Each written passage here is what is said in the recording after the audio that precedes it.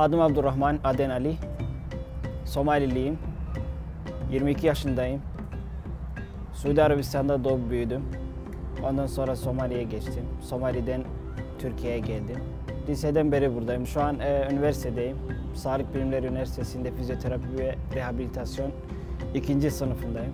Ailemiz, hani baba ve annem tam Somali'deki sıkıntıların tam başlamadan önce Arabistan'a göçtüler. Haliyle tabii biz de orada doğup büyüdük. Oradaki Cidde'de doğduk daha doğrusu. Sonra Mekke'ye göçtük. Mekke'de ilkokul, ortaokul eğitimimizi gördük. Kur'an kursları, hafızlığımız ve aile hepimiz yani hafızız. Somali'de herkes hafız. Herkes ama herkes hafız. %90-95'i hafız. Bizde çocuğu ilk okula göndermeden önce hafızı gönderiyorlar. Hafızlık eğitimini bitirdiğinde okula gidiyor.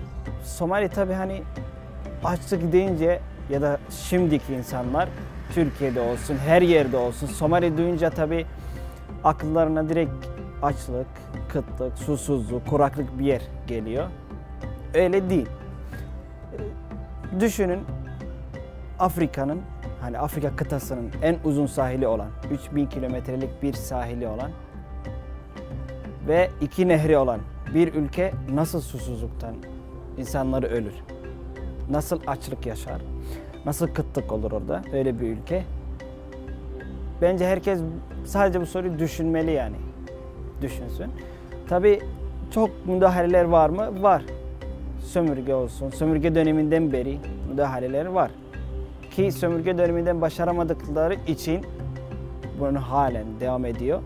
Sömürgenin tabii sadece adını değiştirerek ilk ve en büyük amaçları ülkeyi Hristiyanlaştırmak. Şimdi Afrika'nın, hani Somali'de de %100 Afrika kıtasının tek ülkesi, %100 Müslüman olan tek ülkesi. Adamlar başaramadı ama tabii yine müdahaleler devam ediyor. Aynı mezhep, aynı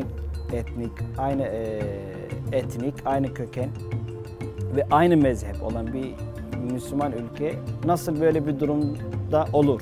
Somali'nin en büyük tarım bölgesi. Adamlar geliyor tabii iç savaş olduğu için, devletin hiçbir kontrolü olmadığı için müdahale ediyorlar ve oradaki çiftçilerin, insanların o arazileri bırakın başka bir şehre gelin deyip adamlar yürüyor mesela. Hani 200-300 kilometre yürüyerek aile mesela 15 kişilik bir aile yola çıkıyor. Başkente bir kişi, 2 kişi ulaşıyor maalesef. Tabii hayvanları, arazileri, her şey geride bırakıp geliyorlar. Orada hani düşünerek bakarsak aslında bu meseleyi, hani açlık ve kıtlık sebebi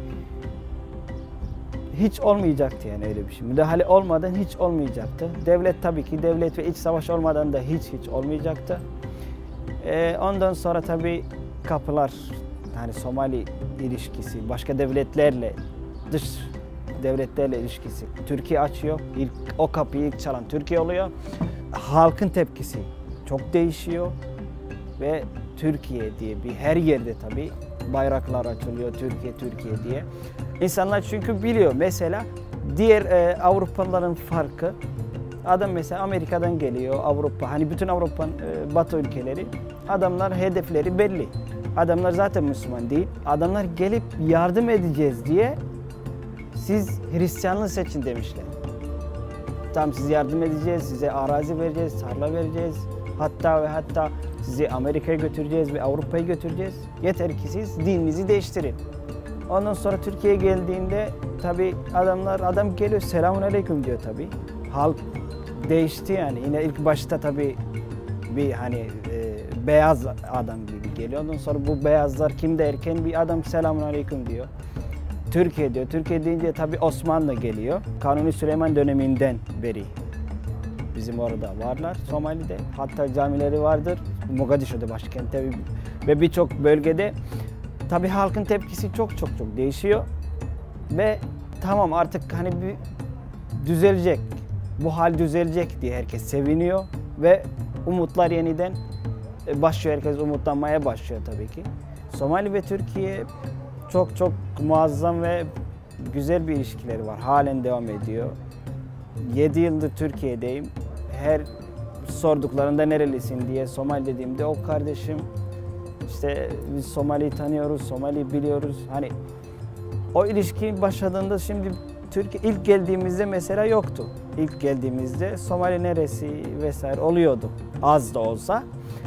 Şimdi herkes biliyor artık Somali neresi, nasıl bir ülke, insanları nasıl. Devam ediyor yani aramızda çok güzel bir kardeşlik var, çok güzel bir bağ var.